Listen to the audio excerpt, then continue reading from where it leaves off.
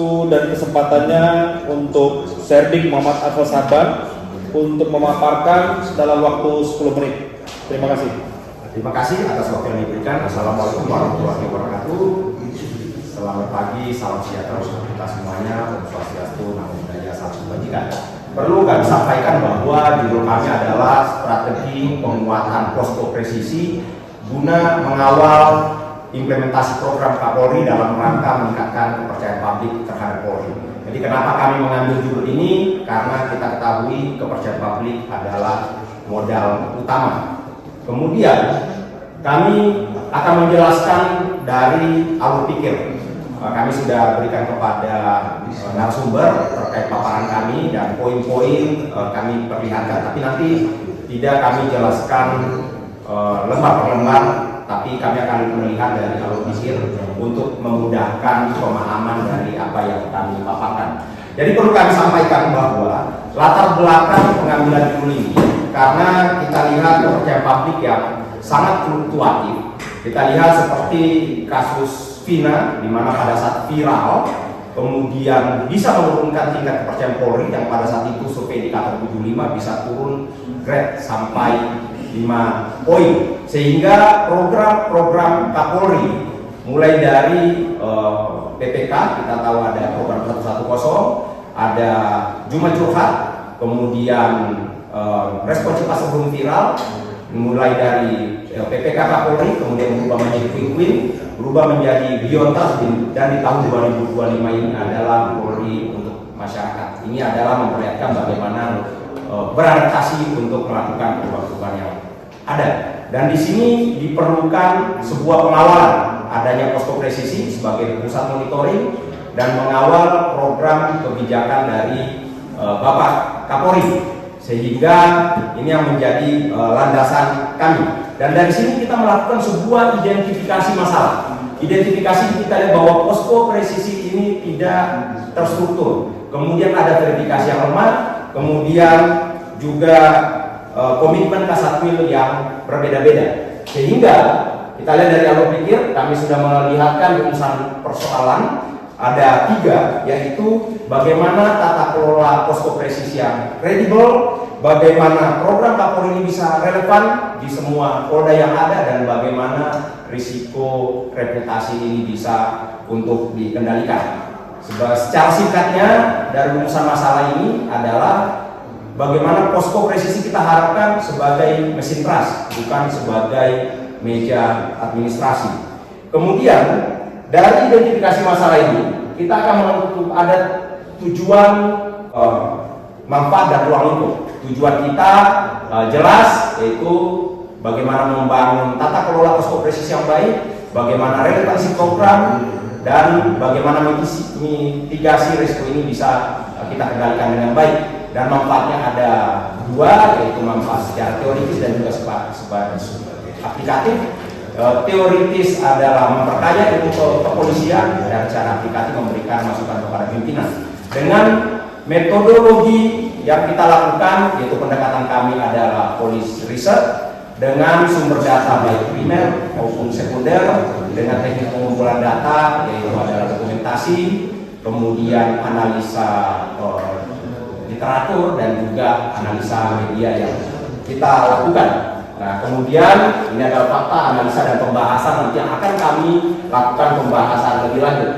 Nah, ini adalah pola pikirnya, adalah bagaimana kita memecahkan sebuah masalah. Sedangkan alur pikir adalah urutan-urutan berpikir kami sebagai penulis dalam menulis tadi paparan kami. Nah, ini sebagai alur pikirnya. Ini adalah pola pikirnya, adalah bagaimana posko presisi yang non struktural, yang verifikasinya lemah, kemudian rawan isu viral, ini kemudian kita bisa balik menjadi formal, bisa menjadi kredibel, dan juga reputasi meningkat. Nah, ini yang melalui sebuah proses black box system, dan kami tidak akan menjelaskan satu persatu mengingat waktu yang ada. Nah, ini tadi sudah kami jelaskan dan kami sampaikan bahwa kami jelaskan ini semua di alur pikir untuk menyingkat waktu, sehingga kami akan fokus langsung ke bab 4. Ini tadi kami jelaskan bahwa kami ada grand theory, middle range theory maupun apply theory. Dan bagaimana mengkaitkan ini nanti kalau ada pertanyaan kami akan sampaikan. Ini tadi juga sudah kami sampaikan. Kami langsung kepada bab 4 untuk memudahkan pemahaman bahwa dari proses analisa data yang kami lakukan bahwa ada kekuatan, ada kelemahan, ada peluang, dan ada kendala. Di mana kekuatan kita di sini ada mandat Kapolri, ada penanggung jawab kegiatan mulai dari Polres, Polda maupun Mabes Polri, kemudian ada evaluasi rutin yang dilakukan. Tapi kita juga memiliki kelemahan non struktural, kemudian SDM kita yang lemah, kemudian mutu beban program yang tinggi dari disparitas mutu yang ada. Di samping itu kita punya kekuatan presiden, dukungan presiden, kemudian ada digitalisasi menjadi kekuatan kita, kemudian ancaman yaitu seperti isu viral, ekspektasi publik yang tinggi ini menjadi ancaman. Nah, ini penjelasan tadi. Kalau penjelasan terkait dengan kekuatan kelemahan kami tidak jabarkan satu persatu. Nah, ini adalah faktor lingkungan strategis, di mana adalah faktor internal dan faktor eksternal melalui sebuah proses rating dan pembobotan, melalui proses perbandingan berpasangan atau pairwise comparison, sehingga dihasilkan nilai skor. Nah, nilai skornya ini untuk menentukan posisi organisasi, di mana IFAS kita berada di angka skor 2,8 dan EFAS ada di angka 4,7, sehingga kita berada pada posisi sel kanan, yang artinya bahwa strategi kita adalah captive strategi, di mana secara eksternal ini sangat kuat tekanannya, tapi internal kita lemah. Ini kita bisa bayangkan sebenarnya kondisi seperti kita melawan tim yang tangguh, tapi kondisi internal kita dalam kondisi yang tidak prima. Ini kalau kita bayangkan posisi organisasi yang ada, sehingga perlu konsolidasi secara internal, tapi juga secara eksternal kita harus mampu merespon secara cepat. Kemudian dari situ kita akan mendapatkan ESPAS tadi melalui satu proses strategi faktor analisis summary, di mana ada 10 yang kami tampilkan, yaitu mulai dari formalkan posko presisi, kemudian data yang bisa terverifikasi, kemudian juga jaminan mutu yang konsisten, perketat verifikasi lapangan, kuatkan komitmen Kasatwil, kemudian optimalisasi partisipasi publik, respon cepat sebelum viral. Ini adalah 10 program kunci yang kita lakukan. Kemudian nanti ini akan dilakukan lagi proses yang namanya analitik hierarki proses, sehingga kita akan mendapatkan jangka pendek, menengah, dan panjang untuk prosesnya. Kami tidak menyampaikan prosesnya untuk mempercepat waktu. Nah, ini kemudian kita memiliki visi, misi, tujuan, dan kebijakan sampai kepada strategi, sampai kepada implementasi strategi kita. Ada jangka pendek, ada jangka menengah, kemudian ada jangka panjang. Di mana jangka pendek yaitu ada 2, melakukan respon cepat terhadap isu viral, mengoptimalkan partisipasi publik melalui kanal resmi kepolisian, ya seperti ada 335 curhat, ada 110, kemudian ada media sosial. Ini harus bisa dioptimalkan. Kemudian jangka menengah dan panjang kami tidak urai satu persatu, tapi ada di dalam paparan dan ada di dalam buku untuk mempercepat waktu yang ada. Nah, kemudian tidak lepas dari manajemen risiko. Manajemen risiko ini menjadi sesuatu hal yang sangat penting, karena jangan sampai posko presisi ini hanya menjadi pelengkap, ya, menjadi problem, bukan untuk meningkatkan serat. Di mana ada risiko satu, kita ambil dari satu jangka pendek, kita ambil satu dari jangka menengah, kita ambil satu dari jangka panjang. Kami berikan contoh untuk jangka pendek terkait dengan respon cepat sebelum viral. Kita melakukan rencana-rencana aksi sehingga level risiko aktual yang ada di angka 22 dan level kemungkinan dan level dampak bisa kita turunkan. Terima kasih. Sehingga prosesnya kita bisa mitigasi dari level merah sampai ke level kuning. Ini bisa kami gambarkan prosesnya dari posisi R1, R2, R3 di level merah, kita pindahkan di level kuning, kemudian bisa turun ke level hijau. Dan ini kami perlihatkan bagaimana bisa menyentuh root cause, bagaimana terdokumentasi dengan baik, dan bagaimana bisa dilaksanakan secara konsisten di lapangan. Nah, kemudian secara kesimpulan, seperti yang tadi kami sudah sampaikan, ini kami akan perbaiki kesimpulannya. Intinya bahwa kesimpulan kami adalah bagaimana tata kelola internal yang masih lemah perlu kita konsolidasikan, program kurang adaptif perlu partisipasi publik, dan risiko reputasi tinggi perlu protokol krisis dan respon cepat. Dan rekomendasi yang ada di sini kita memperlukan dukungan anggaran, dukungan TI, dan juga dukungan SDM, karena kita tidak ingin posko presisi ini hanya sebagai meja laporan saja, bukan menjadi pusat monitoring dan kendali strategis. Demikian waktu kami sesuaikan 10 menit. Wassalamualaikum warahmatullahi wabarakatuh. Baik, kita beri aplaus kepada Serdik Arsal Sabang. Terima kasih tadi paparan mengenai judul strategi penguatan posko presisi guna mengimplementasi program Kapolri dalam rangka meningkatkan kepercayaan publik terhadap Polri. Ada satu poin yang tadi sempat kami bisa ambil, bahwa hasil penelitian dari saudara pemapar, posisi organisasi berada di sel 6. Tentunya secara tekanan eksternalnya tinggi tetapi kapabilitas internalnya lemah. Kemudian juga tadi sudah menghasilkan beberapa saran, kesimpulan dan juga rekomendasi.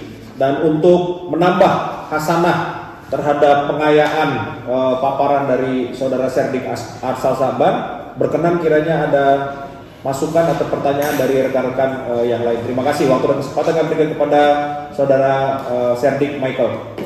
Terima kasih. Tolong tampilkan yang apa itu, manajemen risiko.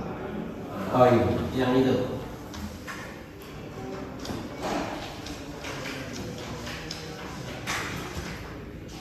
Ya. Di bawah ini kan kalau kami melihat ini kan ada R1, R2, R3. Ya. Itu apa? Apa kaitannya dengan tabel manajemen risiko ini? Mungkin bisa ada penjelasan sedikit. Terima kasih untuk penanya. Ini adalah tabel manajemen risiko yang kita kenal sebagai head map. Nah, ini adalah program yang sudah dibuat khusus untuk Polri oleh Itwasu. Nah, ini sebenarnya ada semua yang namanya efektivitas pengendalian. Nah, efektivitas pengendalian bagaimana, ini ada 3, 1, 2, 3. Di sini program-program yang kita buat apakah sudah menyentuh root cause atau tidak? Root cause dalam arti akar masalah.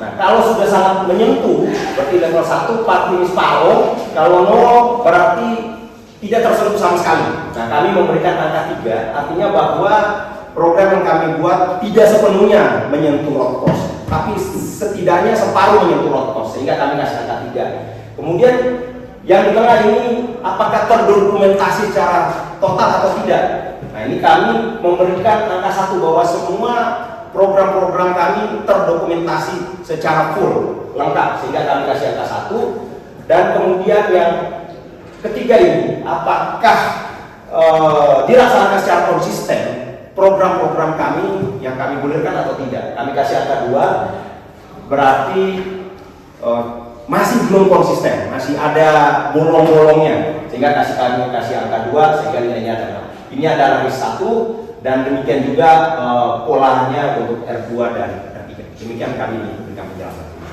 Terima kasih. Baik, terima kasih untuk penjelasannya. Silakan satu lagi kami buka.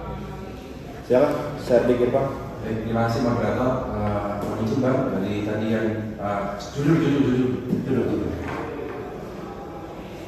Wah, tadi kan kalau tidak salah di sini judul lapangan strategi penguatan posko presisi, yang mana secara kita ketahui bersama di posko presisi itu adalah mengolah data terkait dengan program-program Polri, yaitu seperti halnya BIPIS, Yontra, dan Polri di masyarakat.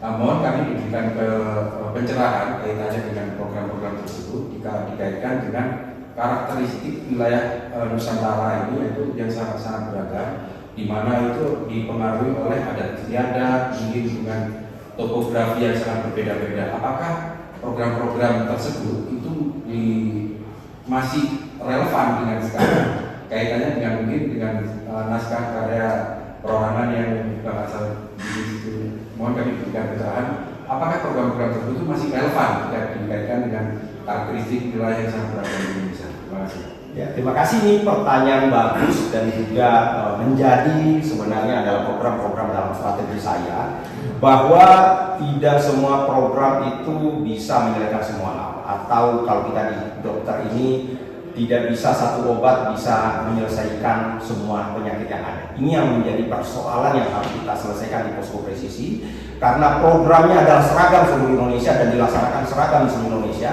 sehingga muncul problem apakah sesuai karakteristik wilayah tersebut atau tidak. Sehingga kami atau saya sebagai pemapar kemudian membedah persoalan-persoalan dari posko presisi, menawarkan sebuah konsep 80-20.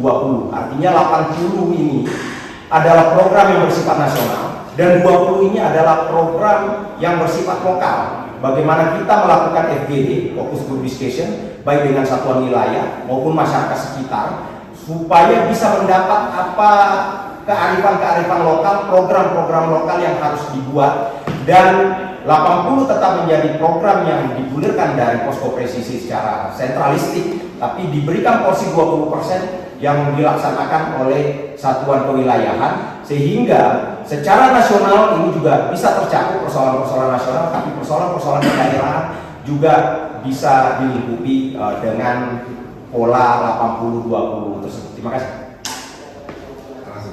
Baik, cukup untuk pemaparan dan juga tanggapan.